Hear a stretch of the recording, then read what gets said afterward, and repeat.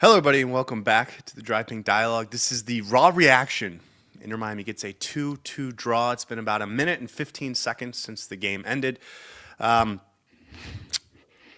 think this is maybe one of the most interesting games of the season in terms of what we saw from the team, in terms of what there was to talk about, in terms of the fact that this could have been maybe 4-1 Inter Miami, and it ends up being a 2-2 draw.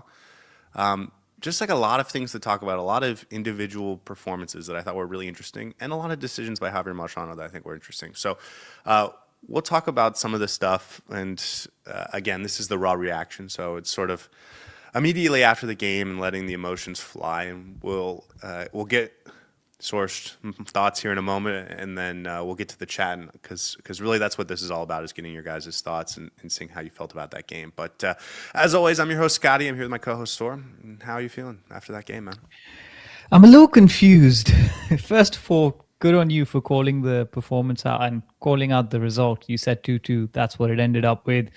Honestly, it could have been more for Inter Miami. Maybe New York could have scored one or two more as well. But I thought Inter Miami was the better team overall. But very impressed with New York Red Bulls. I know we have a rule of going first with the team that wins, but when it's a draw, I'm not sure what the rules are. But very impressed with the New York Red Bull kids. I thought they did really well. They had a game plan in mind. They made Inter Miami very uncomfortable in certain positions. But I thought Inter Miami was very good. Let me rephrase that. Inter Miami was the most structurally sound in this game than they have been in the last 5, 6 games. This is what the structure needs to be. I think In the first half. in the first half. Yes, in the first half. I thought in the first half, Inter Miami was using their players to their potential, exactly how they were supposed to be used. The midfielders were playing in the midfield, the wide players were playing out wide, the striker was playing out strike, and the back line was doing what the back line was doing. But I thought structurally it looked really, really good. Very impressed with a lot of performances. The right hand side you called out being a slight issue. I thought Ian Frey was fantastic the entire game. Looked brilliant as soon as he came off. I thought we lost a bit of a charm and X factor down that line. I thought Silvetti was very good as well. Maybe should have been a bit more composed in some of the final third actions that he was undertaking. Sergio Reguilon again looked head and shoulders above everyone else, alongside, of course, Messi. I think Sergio Reguilon might have a bigger impact on this team than Rodrigo de Paul. Just putting it out there for discussion. We can talk about it, but I thought he was very good for the 45 minutes that he played. And just generally, I thought Inter Miami played very, very well in the 45 minutes. And then I think in the second half, the subs just did not make sense to me. We had so many. I think somebody needs to take away Javi Marchano's ability to make substitutions because it messes into Miami's whole dynamic up. You put Daniel Pinter on, you got 4 attackers. I know we went to a back three, but I thought it messed the shape up a little bit. I understand that you can't play Sergio Reguilon for 60 minutes, 65 minutes. He's just coming back from an injury. Put Noah Allen on. Keep it simple. And then at some points we were going to a 4. At some points we were going to a 3. I don't know. I didn't like the structure in the second half. I still think we performed well. We created opportunities, just could not score.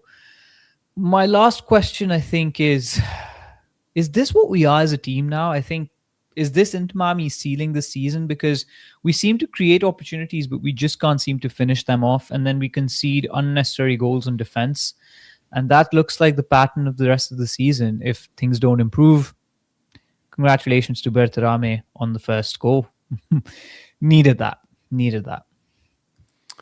You know, it's funny, we had that conversation in the pregame show about, would you rather see Bertarame score a goal, or would you rather see him be a part of the offense? And while we disagreed on what we'd rather see, I think what you would have rather saw is what ended up happening. He gets a goal, but it ends up being off of like a deflection by a Red Bulls, I think, midfielder. So not necessarily a repeatable action, but I did think he played better in this game, and I don't want to take that away from him. And like, I'm sure the burden of getting that first goal is certainly a huge plus. No, I agree with you. I thought in the first half, the structure looked really good. It was really exciting. We talked about this in the pregame show. I put up the lineup that I wanted to see, and then we kind of quickly pivoted to what we expected it to be, which was sort of a flat 4-4-2, and we come out with a 4-3-3, and I thought it was pretty dynamic.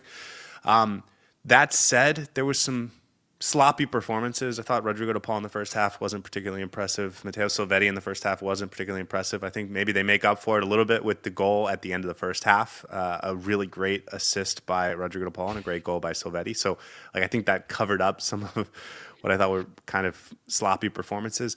Maxi Falcone, another just, I don't know. Well, I'm sure we'll talk about him more with the chat, but like I really liked what I saw in the first half, and I agree with you. With Reguilon on the field, it looked really good in terms of sort of patterns of play.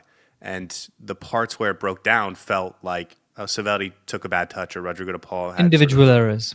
He sort of had a brain fart or something. And so that is something I thought I could really get on board with. And then the second half happens, and I want to be clear, we are sort of in the experimental mode, and so I don't want to like throw shade for experimenting. We did this weird 3-3-4 formation where we had three in the back. The midfield didn't really shift, and then we had a front four. I guess Rodrigo De Paul played a little bit deeper in that period of time. And the point was to get the offense going and to get another guy forward. And I wasn't sure if this was just Mascherano saying, I want to give this 4-3-3 a shot, and in the second half, I want to try and see what it looks like with a back three in this 3-3-4.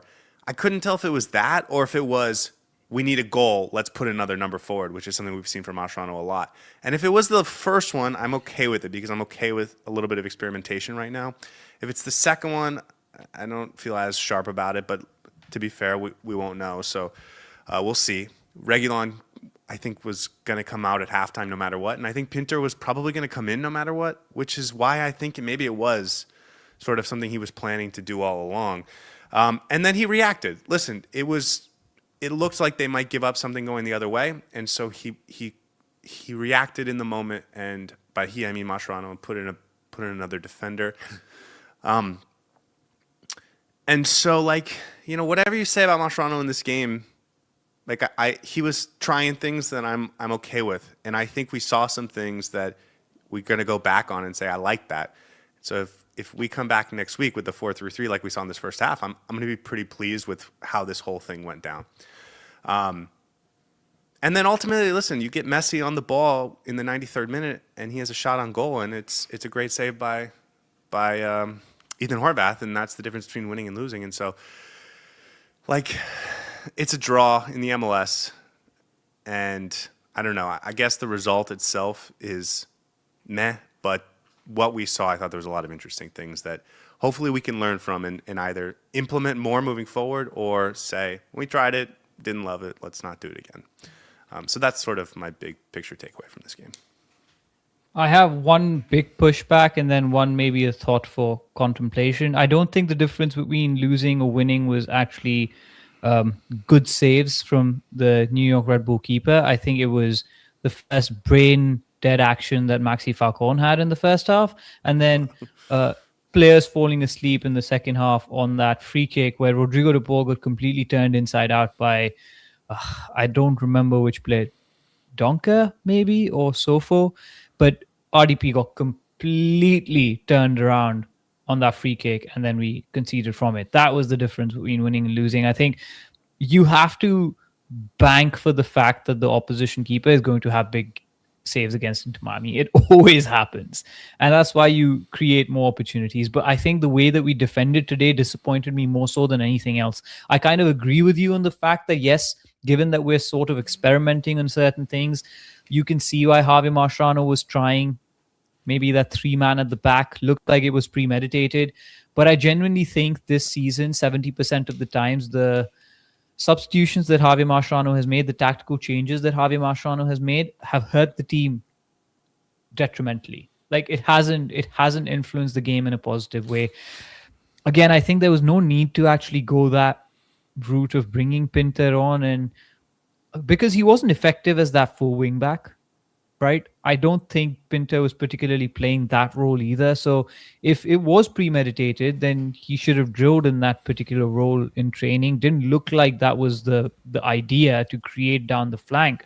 What I loved about the first half was the balance between the right side and the left side in attack. Like we weren't relying on the left side to create opportunities. We were playing both sides. We were playing on the left, we were playing on the right. The opportunities were coming both ways. I thought Ian Frey had some really good runs in behind, combining well with Rodrigo de Paul. I thought Silvetti was getting free in space. Regulon did one thing really well, understanding when he needs to overlap and when he needs to stay back and defend.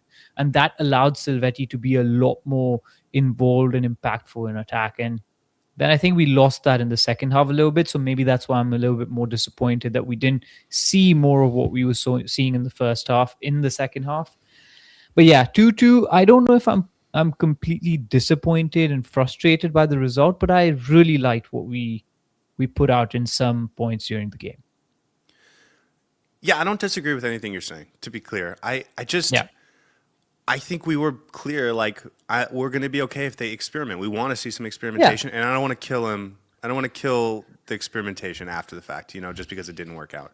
Like I don't want to be hypocritical like that. So I agree with you. Like I didn't think it necessarily was for the best. I think if we had stuck with what we did in the first half, we would have won this game probably. But like it's okay. It's okay. Okay, let's go to the chat. Lawrence says Falcone was responsible for the first goal against us. He saw Mikael already pressing, and he went there, dribbling, and he got beat, and it was just an open goal. Yeah, I mean, Maxi Falcone obviously responsible for that first goal. I was watching it happen live and thinking, like, what are you doing? I even said it out loud.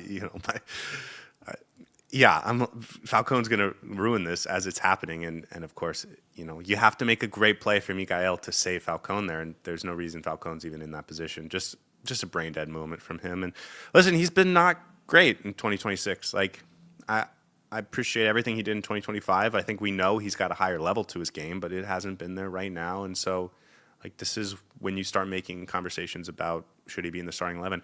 I think, personally, maybe this formation we had at the beginning of the game is maybe our best 11, but maybe not, because guys like Maxi Falcone maybe do have to earn their spot back. We can talk about the striker situation, but like I really did like what we saw in the first half, but then maybe Maxi Falcone's the one player that isn't at that level right now. Falcone was better in the second half though, but still I think the issues that he created in the first half were all of his own making, and he put the team under a lot of pressure. Yeah, and it wasn't just that moment. I thought he had some poor moments in the first half. And I agree. It was better in the second half, but not fantastic. And he also missed a header, which should have been on target at least, if not a goal. Hernan says this was terrible. I do want to give the Red Bulls credit. Like as you mentioned, they came out, they had a game plan, they executed well. They got some big saves by their goalkeeper. He had 4 saves from inside the box. And like they were able to take possession of the game at certain points in a way that, as a Miami fan, is frustrating, but also that's what happens when another team is playing well and is coached well and has good players. Mehmeti, very impressive, right? I was actually more impressed by Donker. I was more impressed by Donker. Like, he never lost.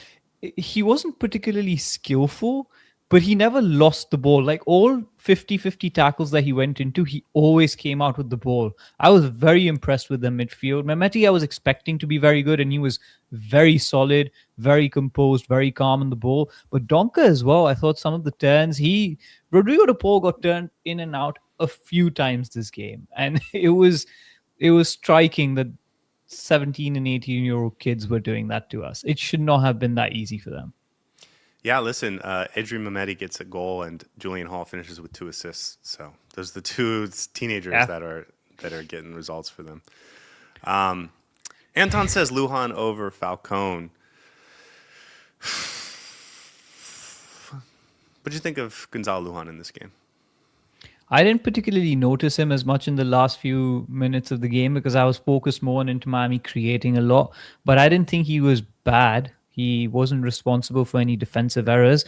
When New York Red Bulls towards the end had a little bit more of a pressure on the ball and were trying to come at us, I thought we held our own defensively well enough. And again, I don't think he put a foot wrong. Didn't need to. Didn't stand out, but I thought he was fine. Yeah, he got himself into some dangerous situations, but it didn't but cost him. got So out of them. I don't Yeah. want to, I don't want to bug him too much for that. Paolo says hopefully this goal will get Berterame going, and Tunde says at least Berterame scored. But is this the kind of repeatable goal you wanted, Scotty? Berterame, he almost scores in the first like 10 minutes of the game in a goal that would have been both what we wanted. It was from Lionel Messi. It was Messi creating something down that right side, and then Berterame being in a position to score for a tap in. And we'll have to rewatch the replay on what happened there, but it kind of looked like he just missed it. I don't know if the timing was just bad, but like there was more moments from Berterame, though. Still, like I do think there's long portions of the game where he feels like he's just disjointed with the rest of the offense. I'm not sure that changed a ton even after the goal, but I don't know. What do you think of Berterame's performance? I think overall the team's patterns of play were better, which made Berterame look a lot better as well. He could have ended up with 3 goals actually. The first miss that you talked about in the 10 minutes, the goal that he scored, and then he had another goal technically, which got chalked off for offside because I believe Messi was offside. So, like, he was in dangerous positions. He was finding himself at the end of the balls, and that's not coincidence, right? It's not just falling to him because he's magically appeared in that position. I think he got in dangerous positions. There were some instances where I thought, why are you so far back behind the wingers? Be ahead of them, or at least find a different space to take up. And I noticed that quite a few times this game. So I agree, not perfect by any means, but definitely more than I saw in the last 8 games from him. So I do want to give him credit for A, getting that goal, and B, in that first half, it looked like Inter Miami was actually playing with proper patterns of play where we had a striker that we could get the ball into. Not always coming off, but we were getting the balls across. Sergio Reguilon putting the ball in, Rodrigo de Paul putting the ball in from the right hand side, Ian Frey as well. So, and Berterame being in the middle to actually get at the end of it if he makes a good run or so. Overall, I thought still a lot to work on and move on, but at least the foundation is in place, and that goal, whatever it's worth, was a good finish. If that was the first game of the season, I think we'd be pretty happy about it. Agree. And so I think it was enough to get him another start next week, and we can go from there. And like this, can it be a building block? Can it be a building block? That's the big question. Tabakito says, I don't want to hear any BS about Dane St. Clair. The guy hasn't stopped a critical goal on target this year. And the user says St. Clair is amazing with his feet, but he can't save anything. How did we end up with a ball-playing goalkeeper who's not a great shot stopper? How did that happen? I don't want to blame him for any of the 2 goals today. I thought the first goal especially, but the second goal as well, I didn't think he could do much. It was point blank. So No, I know. it was right there for New York to score. And other than that, I don't remember a moment where he had much to save, like directly at his goal. No, he had a great ball over the top to Silvetti, Yeah. too. Oh, yeah. Fantastic. But playing with his feet, I didn't think we were particularly good playing out from the back, by the way. I thought we put was. ourselves in dangerous positions, but he was very comfortable playing out from the back. I only remember a couple of moments where he, I think, pinged the ball a little too high or left it short. But other than that, I thought he was composed, calm, very good under pressure, and just getting the ball out exactly how he was supposed to. He can play with the ball at his feet, and maybe we should utilize it a little bit more. But I don't think the rest of the team has got the memo yet. There's another aspect of this team that I want to talk about, not related to Dean St. Clair, but I wouldn't blame him for the 2 goals today.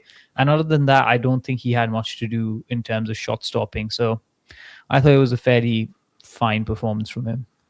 I think the thing is with him is you kind of expect like a magical save because of the reputation once a month, maybe twice a month, and we haven't gotten one yet. And so you're right, in this game I don't think there's any reason to blame him for either goal, but it's just like a pattern of, man, when's the goalkeeper of the year moment going to come? And we just haven't seen that at all yet. Tunde says, without Bright on defense, we lose this. And Anton says, Bright is incredible, and Bertrand is hopefully revving up. Yannick Bright,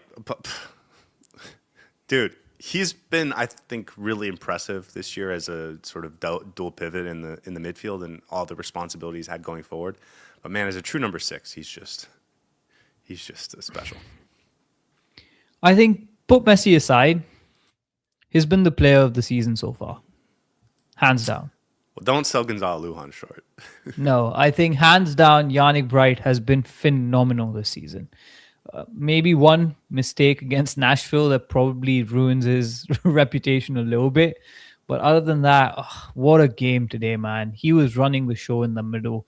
There's no business for this kid to be better on this field than Rodrigo de Paul, a World Cup winner in the midfield. And I know they do different things, but even then I thought Yannick Bright was getting the ball out. I know he had a couple of misplaced passes, but as a six, absolute joy to watch. Nothing was getting past him. There was a moment when New York was on a transition, could cut us apart immediately, and then Yannick Bright just stops it and creates an opportunity from there. He adds so much value. And you're right. I think he's just taken leaps and bounds this season in terms of his overall play. But when he's playing as a six, an out and out number six, beautiful to watch. By the way, you said you had something on your mind that you wanted to bring up. Yeah, I think there's this mentality in this team this season that has seeped in, probably from the coaching staff, where there's too many back passes. I don't know if you've noticed this as well, but our first instinct is to go back. And that's mostly noticeable in the 85th to the 90th minute as well, when Inter Miami drawing 2-2 to Red Bull at home is still going all the way back. I saw that again in the 93rd minute, and I'm looking at it and I'm wondering, what is going on? This should not be a time when you're going all the way back to your keeper to build up. And a lot of the times in the game, we weren't able to play out from the back because there was no progressive passer to get it out from the back. I think Rodrigo de Paul is very good with the ball at his feet and running with it, but I think we're lacking that progressive passer, and the predisposition for this team is to go back. I want to stop you because I thought they did a pretty good job of it in the first half. There was moments in the second half where they lost control, but I actually think structurally they were pretty good in the first half at it. I think structurally they were fine, but how many of those passes were actually playing out? We were actually locked in. I'll have to rewatch the game, but in the first instance, the way I was looking at it was New York was getting the better of it because we were not able to play out from the back. And that's not the main issue that I'm talking about. I'm talking about the issue of where we're up to the final third, and then the ball goes all the way back to either the center back or the goalkeeper. I'm going to count the number of instances when I rewatch the game and come back with a bit more statistical mindset. But I've noticed not just the playing out from the back bit, but the fact that we move up the pitch so high and then go all the way back to just try and bring it forward again, which a lot of the times makes no sense to me. No, I think you're right. Sorry, I misunderstood what you were saying. This has been the identity of the team. This was the identity of the team last year. It's just that last year they would recycle it back to Sergio Busquets, and you don't have that anymore. So it's not that it's different this year. I don't think. It's just that you don't have a Sergio Busquets, and so maybe you do need to be a little more aggressive when you get the ball, and you can create a half chance. It's just they've been so good at waiting for the perfect moment under Messi. I think that's it. That's it. And they don't have the quality to wait for the perfect moment as much anymore because they don't have Busquets and Alba and all that stuff. So, and my frustration with that is not the fact that you're going back, right? Like that's part and parcel of the game. Sometimes you do have to build out, probe, understand where the good pass is coming from. But I feel like we made all the effort to go that high up, and all it takes is just an early ball, right? That's what I was thinking with Berterame as well. Like, just put an early ball into him because he's in space at that early moment when the defense is not set. But because Inter Miami, as you said, is trying to find that perfect ball, that perfect play, the moment just disappears and then the ball goes all the way back either to the defensive midfielder or to the center back. And I'm just thinking to myself, why can't you just put a ball in, see what happens out of it? And you don't have to do it every time, but once every 4 opportunities, right? So maybe that's the right way to think about it. But yeah, I do think you're right about the fact that we always look for that perfect pass, which kind of takes us back. No, I do think I do think you're right. And, in this game in particular, I think it became extra noticeable because I think Silvetti had a couple moments in the final third where he just didn't take the perfect touch, and then he kind of had to sit back. And I hear what you're saying. EMZ, this is just a fun one. EMZ says Bright was really good. The Spanish broadcaster nicknamed him the fireman. I like that. Anton said Regulon is a baller. Mike says Regulon is a disaster. And EMZ says Regulon was okay, but not better than Rodrigo de Paul. What do you think of Sergio Regulon? When I said better than better than Rodrigo de Paul, this is what I mean. I feel like if we do have Regulon on the starting 11, that will be more impactful than if we lose Rodrigo de Paul from the starting 11. Do you get what I mean? Like, Yeah. he makes more of an impact on the way this team plays than Rodrigo de Paul does. But was it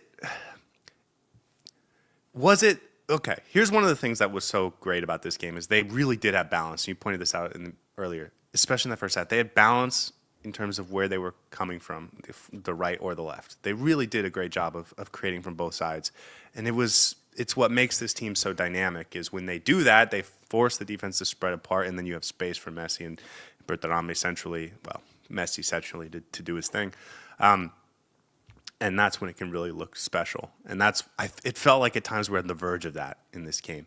As far as what Regulon did in this game, I don't know if he had a fantastic game as such, other than he just creates, like, because of who he is and what his talent, the playing style is, he creates the opportunity. But I'm also not 100% sure if it was the playing style or the fact that we played Or the 4-3-3. formation. Yeah. Yeah. And so you gave space for Rodrigo de Paul and Ian Frey to actually do something down the right side instead of being cramped back with an extra player, which we were afraid of in the pregame show. And then those two have the ability to combine down the right and create down the right. And then on the left, you have Silvetti high and wide who's doing his thing. And maybe you do have Noel. And, even if it's Noel or Mikael or whoever your left back is, maybe not quite as good as Regulon, but can still be more of a factor. And then you also reshape the midfield, and that kind of leaves more lanes exposed. Like, I do think that is a big part of this. I think for the player himself, I don't know if you agree with this or not, but it always looks like he's playing with a sense of urgency. It doesn't necessarily mean that he's quick or fast, but it always looks like he's playing with a sense of urgency and purpose. The way he runs and the way he takes the action on the ball, it's really interesting to watch. So he may not be actually doing much on the pitch, but it always looks like he's trying to do something, which is an interesting disposition with the way he plays. But also, I think he has a better sense of how to combine with the winger and when to overlap, when to stay back, when to pass. There was a couple of moments back and forth that he had with Segovia as well that got him the ball into the box. So I thought he was promising. Again, he knows how to play that left back role like Jordi Alba did, or closest to Jordi Alba than anybody else on this team. So it's obviously easier to watch. Brad says that DePaul doesn't deserve to be a DP. Almost all of his forward passes were to Messi. There are other players on the pitch. You can't just keep on passing to a single guy who's surrounded by four players. Sean says RDP wasn't good in this game. Mike says Robado de Ball is a disaster. Killiam says RDP is overrated. Janina says what needs to happen to get rid of RDP. Killiam says RDP is a waste. Lots of RDP talk. Tunde says Hall skinned RDP on that second goal, which was what you were talking about earlier. 2 games in a row, and also didn't get great notes from international duty. He did miss a game, and maybe we didn't make a big deal about this at the time, but he did miss a game with a bone bruise or a bad bruise on his hamstring, and he hasn't looked good since. So maybe we should have given that more credence than we did. Maybe are we giving that any credence? He's playing a little banged up. He does seem like the type of player that's going to play through the injury. So I don't know. What do you think? Nah, I'm not calling that. I'm not giving it any credence. If he was unfit to play, he wouldn't be playing. Simple as that. But I think the thing with Rodrigo de Paul is he's not good enough to lose 10% of his game and still be good. You know what I mean? Like he has to be fully fit to be good. Yeah, I agree. And if he's not fully fit, he shouldn't be playing this Red Bull game. It's of no consequence when it comes to immediate rewards. So sit, right? I'm not using that as an excuse. Okay, so what do you think of his performance? I I have the Heron That Flew North award tomorrow. I'm going to obviously rewatch the game, and he did get an assist. But I was all ready to give him that award before that assist, and that was only in the first 35 minutes of the game. I thought he was very poor. The fact that two teenagers in the middle of the park were running the show, and our team was, I think, second best in the midfield, if you would agree on that, for most parts. He had some good moments, but overall, I thought frustrated me. Frustrated me. But he had a really good assist, so maybe that pulls him out of the contention for Heron That Flew North. Yeah, it just wasn't. He just didn't have a good game, and it's what we saw last year. And like, I did think he was putting together a string of really good games heading into the international break, and Agree. he got it, banged his knee, and we saw the bruise on social media. Like it, if in 2 weeks he looks better because he's healed up, I won't be surprised. I'm not writing him off as a bad player. I don't think he had a good game in this game, and maybe what we saw was a purple patch and not the new Rodrigo de Paul. And so that's definitely now on the table as well.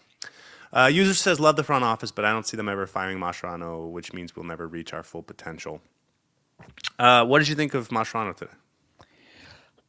Like the fact that he set the team up the way he did in the first half. I thought that was a structurally correct approach. The fact that you made the 4-3-3 graphic and it actually for once paid off makes me think there's hope. I was very confused by his substitutions and what he did in the second half, but if Inter Miami was able to finish the chances, we would have won this game. So up for debate in the second half and the substitutions that he made and the tactical switches. But if you're right that this was the game for some experimentation and this was the game to try new things out, then maybe we can give him a bit of credit. I do want to give him credit for the first half performance and setup, though, so you can't take that away from him. Yeah, I think maybe this is a conversation for tomorrow once we have a chance to digest everything. Brad says, you guys seem to be taking this pretty well. If Inter Miami is the torchbearer for the MLS, they can't be performing like this. It's time to be critical for all the money they've spent. I will just say, Brad, I totally appreciate that point of view. And Sora, I'll let you give your opinion in a second. But there are times to be ultra critical, and we have been ultra critical over the last month or so. I don't know if this game is the time to be ultra critical. Like, they're not going to fire him tomorrow, and so I don't think having a conversation about firing him tomorrow is really the way to be going. That doesn't mean you're wrong that this team isn't living up to their potential. But if you want to see us rant and rave, I encourage you to go watch the raw reaction after the Nashville loss, because you'll certainly hear us rant and rave, and I'm sure it'll be much more up your alley. But this game, I think, is going to be happening on a regular basis with Inter Miami and the MLS. That said, well, I'll let you respond to that, Sora.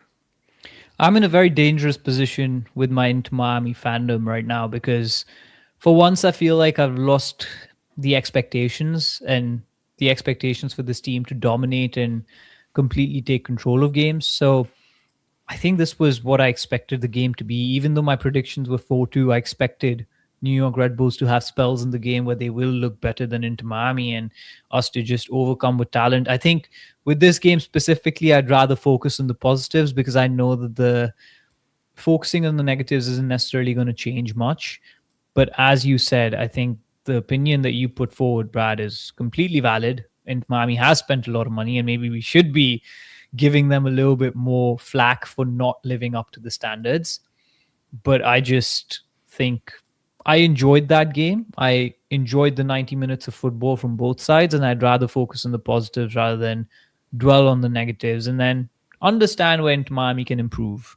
Be a little bit more, I don't want to say rational because that's not really the right word for it, but measured in my approach towards games now than anything else. I feel like my negative reaction isn't going to change anything, so might as well. It's also not fun to be negative every time. Yeah, exactly. And Yeah. this is what the team is right now. Like, let's Yeah, be exactly. fair to it. They need to Exactly. go through some growing pains. And we talked about Bertarami. He needs to figure out if he's going to be a star for this team. And Silvetti's a young kid and he had an assist, but he didn't have a great game. And Rodrigo De Paul might be hurt. It's like when you have those types of circumstances and you have, you know, the goalkeeper making a great save on the 93rd minute winner by Messi, like it just happens. So, you know, as I'm sort of scrolling through the rest of the chats, I want to make sure we don't miss anything different. I did notice, mentioned last week, wouldn't mind seeing Messi off of corners, maybe putting him in the box every once in a while. We saw that a couple times today. Here's what I'll say. I think they put that on film for next week or for the next couple weeks because everyone is going to be watching that in terms of watching the set piece from Inter Miami from this game and seeing Messi's not taking the corners and is in the box. And what does that become? I'm just keeping my eyes open. I mentioned it last week. We saw it a couple times this week. Eyes on that one. Just goes to show Marsh and the coaching team watches the drive-ping dialogue. Yeah. Tunde said on the positive side, there were some delightful passes from several players in this game, but especially from Messi and from Ian Frey. Like there was some moments that looked really good. Very And good. guys were in the right spots, and you could just see, man, if everyone's clicking in a game, you could win this game 6-1. And it's like if Rodrigo De Paul's having a good game and Silvetti's having a good game, you do blow this. You blow this game out, and Maxi Falcone doesn't make a mistake, and you win this game comfortably. So I came away from that first half really impressed with what they were doing as a team, and just thinking a few individual mistakes are the reason why we're not winning this game 3-0 at this point. So I can take that as hope into next week. Now, this does leave the question, maybe we should end soon here. Is the reason they play a 4-4-2 to accommodate Tadeo Allende? Potentially. I think that might be the right approach. And something tells me that if Rodrigo De Paul continues to be bad in his 4-3-3, maybe the reason we play a 4-4-2 is to accommodate Rodrigo De Paul because he's just better in a two-man midfield. Who knows? But no, I think you you make a great point that Tadeo Allende is obviously much better in the 4-4-2. And that might be the reason that we continue to play that to accommodate him. But is he important enough as a player to dictate how a team should play? I don't know. Maybe that's the wrong way to look at it. What would you do next week? Maybe that's what we should do. Exactly this, what we did in the first half, because I want to see more of it. Here's the thing, right? You build the foundation, but you won't be able to build the rest of the bricks if you don't get the right cement. This is the right cement that you need to build your foundation on. This is the structure that you need to use. And if you don't drill this into the players, if they don't continue to play this on a regular basis, they're not going to get comfortable in it. So when the moment comes for them to perform in that 4-3-3, they're not going to be able to, not to the level that you would want them to. I think the reason it looked good, so good today, was because the striker was striking, your right winger was messying, your left winger was stretching the field out. I haven't seen Silvetti on hugging that side of the pitch for the last 5 games. Your left back was doing left back duties, but overlapping as well. Your right wing back was going down the line. And then I feel like if the midfield individually was better, we would have definitely scored a couple more goals. There was a lot of positives from the structure itself that I saw. The players looked comfortable. And I think you need to use that again next week to build that into their DNA. Because right now, this doesn't look like a team that has an identity. It just looks like a team where Javi Marciano keeps throwing ideas on the pitch to try and get the results. Well, it could look like it has an identity if this is the start of it. You know what I mean? It should. And I agree with you. I think I would run back what we saw in the first half today, except I would take Maxi Falcone out of the game, or out of the lineup. Probably for Gonzalo Lujan. And also in the second half, I think it's great to take Reguilon out for 45 minutes. Like, I need him to get weeks of just being healthy and in good Correct. form or in good shape. But then like for like next time with Noah Allen. Speaking of which, Noah Allen, by the way, his next appearance will match the all-time Inter Miami record with Drake Callender. and he didn't get that tonight, which I thought was interesting. Also, David Ajala, I think, has a role on this team, more so Especially in than just that a rotation 3-man. piece. Yeah. In the second half, like I thought he should have come on in the 85th minute. I thought because he is good at winning balls, and he's not quite Yannick Bright elite, but he's better than anyone else on the team. And so when you need to get numbers forward, put him on the field to make sure you don't get beat going the other way. He's another guy I would have liked to see at some point in this game. So those are my final thoughts. Saur, anything else from you for this one? Obviously, we'll be back tomorrow, but We got one tick done on the checklist, which is Bertarame scoring a goal. We still haven't won at Miami Freedom Park, so maybe that's a little bit of a disappointment. Not the way that you want to start at your new home ground, and shame that we've earned more points away from home than we have at home so far. But hey, I think we'll get there eventually. Hopefully, Javi Mascherano figures it out, and next week it's not a step back. But we'll look at the game again and analyze it and come back with more thoughts. guys, we'll be back tomorrow with the full game breakdown and give out some awards and all that good stuff. But for now, thank you so much for joining us. Hope you guys have a lovely night. We'll see you guys next time. Hey everybody, thanks for tuning in. Do us a favor and hit that like and subscribe button. Since our first viewer, sharing this with you all has been the very best part. So from the beginning until the end, thank you for being a part of this and have a wonderful day.